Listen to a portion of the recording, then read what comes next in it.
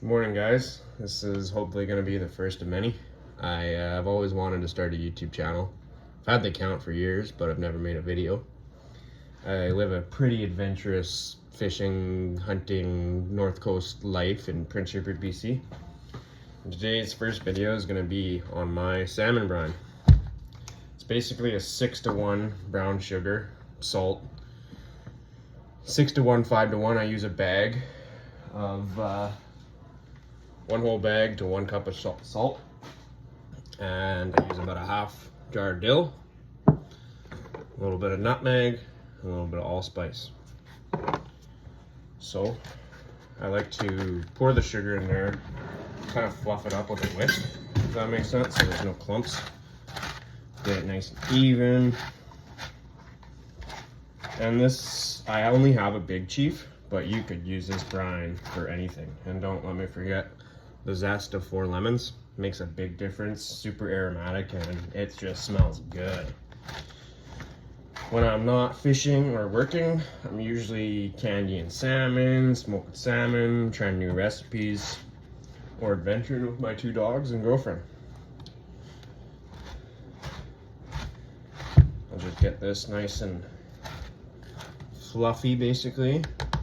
Find if you put it in the whisk and give it a shake with those hard clumps, it just comes out nice and soft looking, if that makes any sense.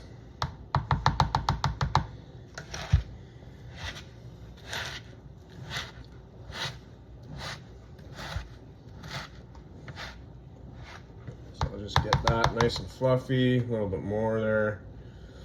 Yeah, still clumps. Even if you just give it a quick mix like that, like on top, the surface, just breaks down those clumps. Mix it all up. Give your whisk a shake.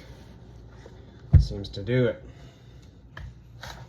I've only made 3 batches this year. It's January 23rd, 2025.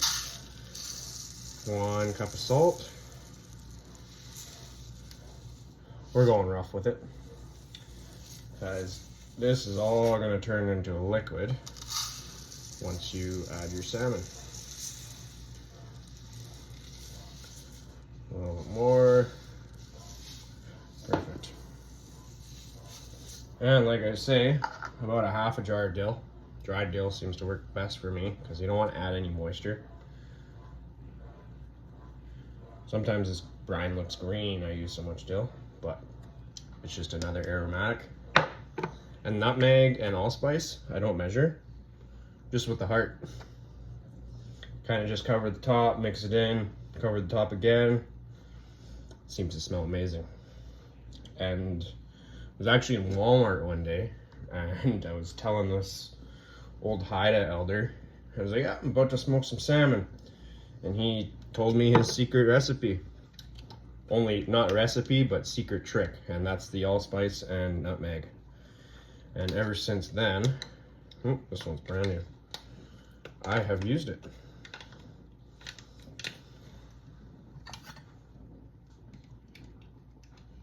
Perfect.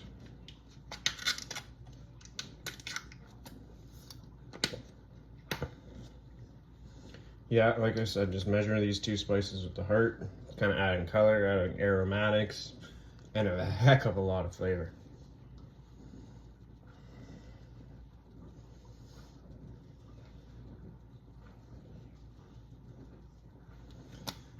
And then you're gonna grab your grater or zester. My grater works better than my zester. So I grab 4 lemons, and you're just gonna wanna take the outer layer off because that white layer is bitter.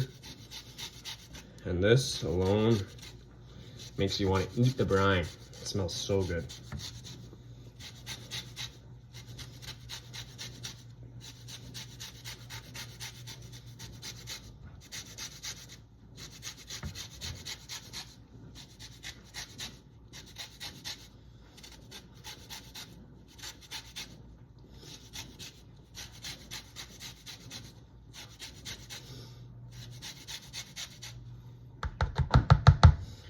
Pause you there while I got 4 lemons to zest.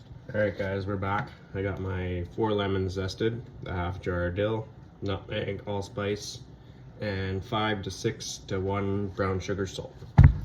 Give that a good mix so everything's combined. At this point, it's smelling like you could eat it. It smells so good. I like to get my hands in there, so I wear these gloves. I'm a mechanic, so they come in handy. If you can't get your hands in there, you're probably not doing it right. Just for a lot of things in life.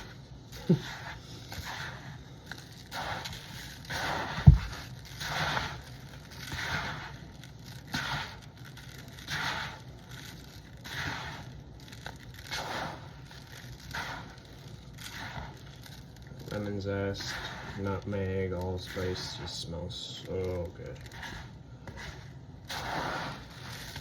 And I like to do the double batch because I usually only do about 6 fish at a time, but I like to have a thick coat. And I do a 24-hour brine.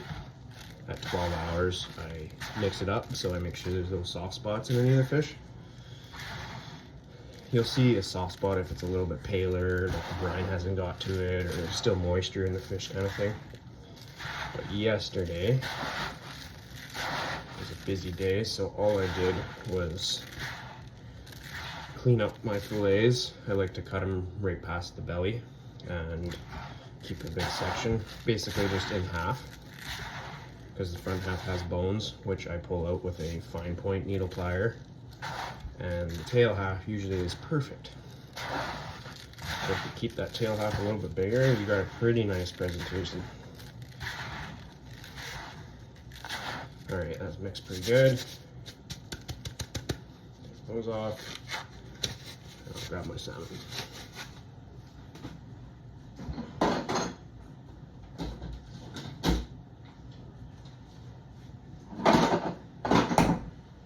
So today, we're doing coho and spring. And I mean, caught that this summer, looks absolutely beautiful. Vacuum packers are weight in gold. I like to layer them with paper towel, just so overnight it draws a little bit extra moisture out. I'm gonna put a pair of gloves on because brown sugar and salt is a sticky mixture.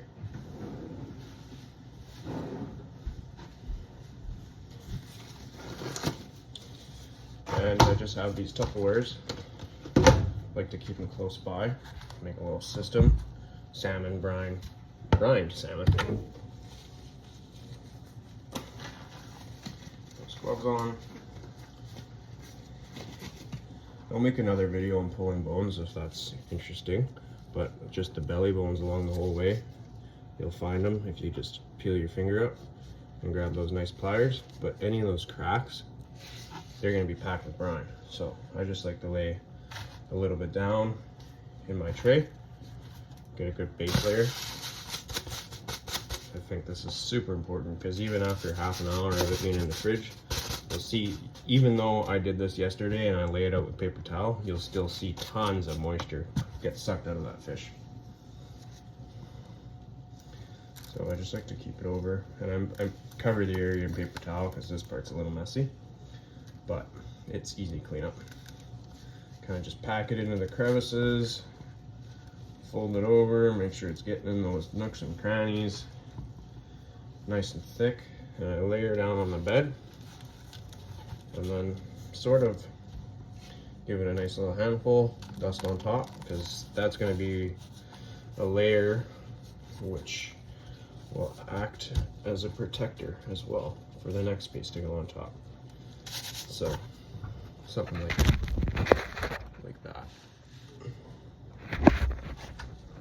Turn off this light because I don't want to blind you guys, but how's that look? That looks pretty good. So I just like a nice thick coat on top of each fish. That's why I double batch it. Normally you'd only do 1 bag of brown sugar, 1 cup of salt. And I'm only doing about 6 fish, so. And you can see what I mean by cutting it just at the belly. It makes for nice chunks like this. These are my favorite. These are the ones you keep, and these are the ones you give away. Unless you like the guy. I give away a lot, majority of it. I have 3 older brothers, and I work with a good group of guys. So yeah, once again, just pack it nice and tight in the nooks and crannies. You'll get all that salt and brine mixture in there. And make sure you get the sides. It's equally as important as everything else. But just beautiful, beautiful chunks of fish. Nice and clean. You never know when it's caught because the vacuum packer is perfect.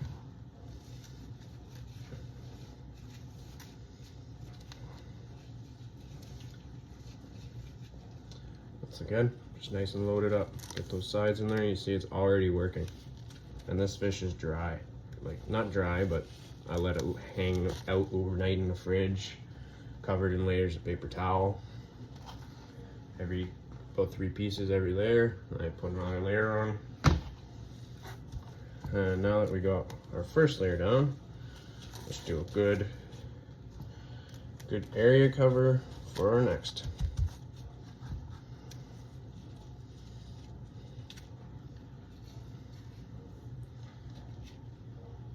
Any of those nooks and crannies like that, I'll just grab some of this, stuff it in there.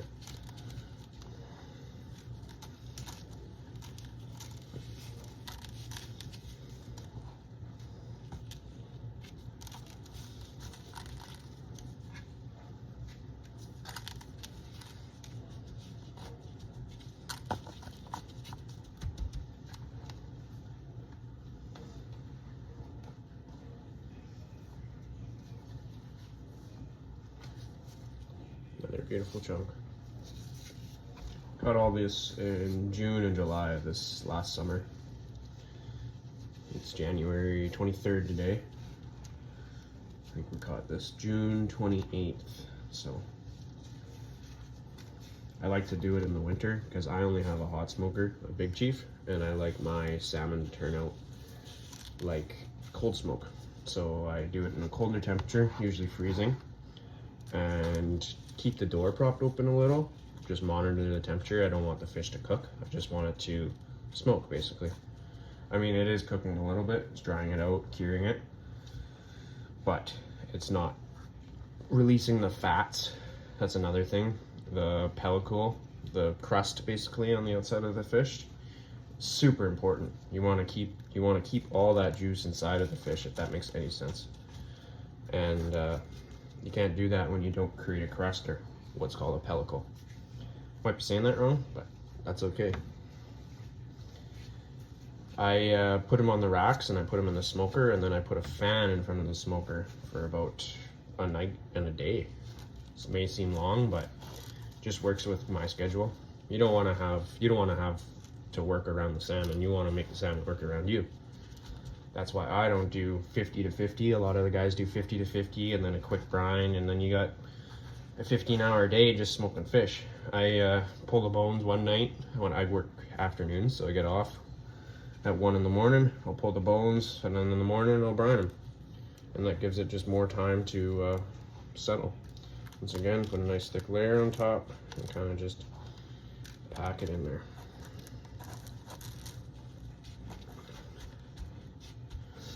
Call that one good. Put a lid on it, time, and do the next round. I got a new Tupperware. We're gonna continue on with what we were doing. Fish, spring, coho, sockeye, any kind of salmon I would do this for. It is to die for, especially when you can get your smoker under control. Oh, almost forgot, put a layer down.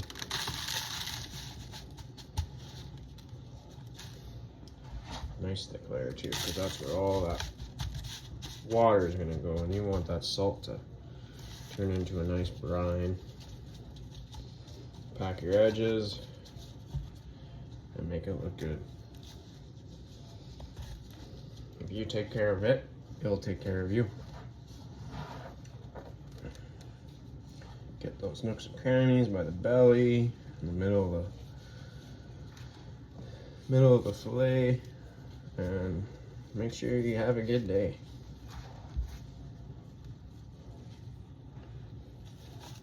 Because if you don't love doing this, you're not going to want to do it. This happens to be one of my hobbies, and I really enjoy giving food, filling my brother, everyone's freezer.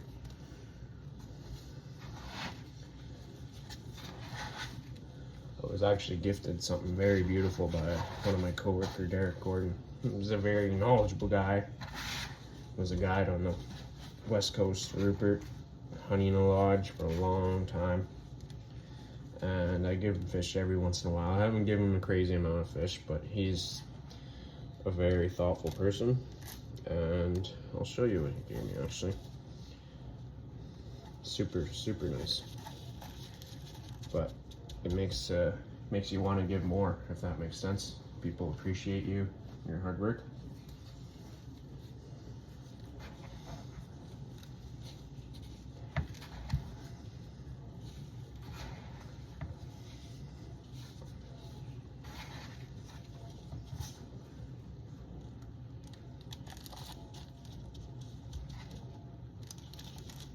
I'll show you this cutting board because almost brought me to tears last night.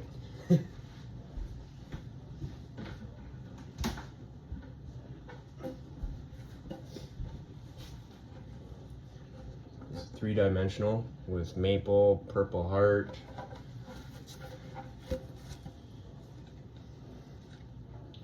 cherry, maple, purple heart, and black walnut.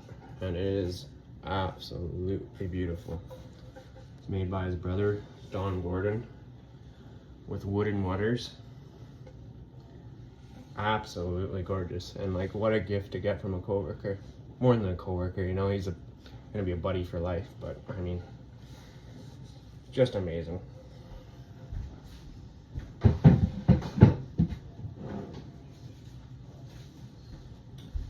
All right, we'll get the rest of the salmon brine. I got about 8 more pieces, and I'll get back to you. So this is what the salmon's gonna look like about 3 minutes after you cover it in the brine. And I like to dry mine overnight before I brine it because so much liquid, like a half a cup of liquid will come out of 6 salmon. Even if you're clean and dry and tidy, brine goes to work right away. So I will put this in my fridge, and at the 12-hour mark, I give it a mix. Make sure all these pieces are evenly covered and they got the same firmness.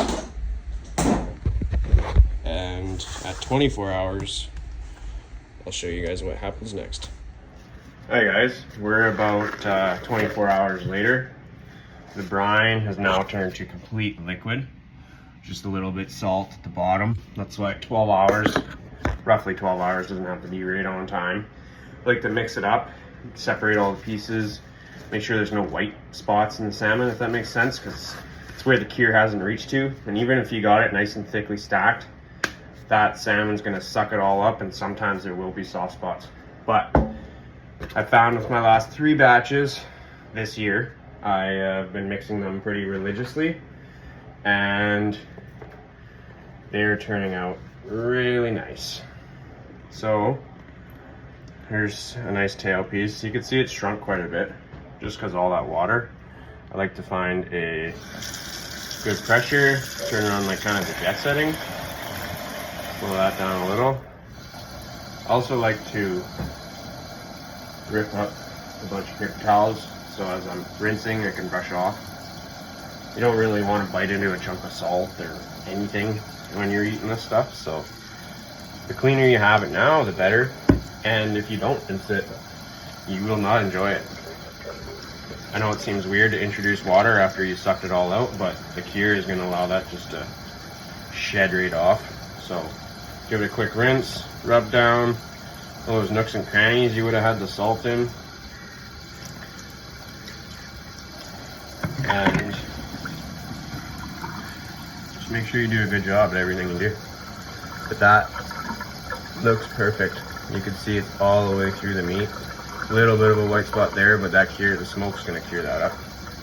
And you're gonna let it sit out. I like letting it sit out overnight because I work an afternoon shift. Like I said earlier, Make the fish work for you, don't work around it. And it's gonna turn out, don't worry. Give her a nice rinse. All right, you get the gist of it. Put her in the pan and continue the rest. All right guys, I got it all in the smoker. You're gonna wanna have it evenly spaced. I like to keep the thicker pieces on the bottom and the top because the heat comes from the bottom, heat rises, it's gonna be hottest at the top and closest to the element. I don't switch it around often, but if I find other pieces are cooking quicker than others, I will. I found an extra rack, but it was too narrow, so I cut a couple sticks of alder. It should be perfect. We're gonna set it in front of this fan. I like to do overnight because once again, make the fish work for you, don't work for it. And I'll come back, throw a nice pan of smoke under there. I'll probably do 2-3 pans of smoke. About 6 hours. Once again, I don't time anything. I just, if it looks good, it looks good. And right now, it sure looks good. All right, I'll see you soon. All right, guys, it's currently 3 in the morning. I got off work at 1. Walked the dogs, made some food. Decided why not. I got the first pan of alder in there. It's probably 6 degrees outside right now, so not too cold, but not the warmest. I'm just going to prop the door. Like so. And I got an alarm set for 6. I'm going to open like that. And it won't get too hot, but it will still keep the smoke in. Alright guys, this is our finished product. I have not checked it out, but oh my god, does it look good. I'm just gonna try and shimmy those in there, and you can see like how, you know what I mean, it's solid, it's cured, it's beautiful. I started at 3 a.m. last night and woke up at 6. Put another pan of smoke on there, and then again in the morning, and we shut it off around 10:30, 11, and wow, that looks good. That looks amazing. You can see not all the chips burnt. That's okay. It's gonna be super good. And you can see none of the fat is oozing out. It's not white. A little bit of oil on this one. That's okay. You can expect that with the bigger pieces. That one's a big piece, nice and thick. All in all, I'm super happy with this batch. Hey guys, this is the last step before freezing. I like to get them all in bags, label them, date them, and vacuum pack them. A little bit tricky with one hand, but we'll get it done. Click, click, start. Wasn't big of a bag, but this is what I had. Nice and tight. Repeat. Alright guys, I lied in the last video. This is my last step. Open up the freezer, and I usually put the newest stuff on the top. This shelf is nice and empty. This is the last 2 batches. And I like to lay them out evenly so they freeze nice and even. And a stand-up freezer is so nice. Have your meat in the doors, fish on the shelves. Just stack it nice. Make sure you're not overlapping so it all freezes evenly. And if you've made it this far in the video, I'm sorry for the video quality. This is my first video I've ever made. So, next video will be done horizontal and there will be no black bars on the side. But you live and you learn, and I hope I post this. Thank you everybody. Have a good day.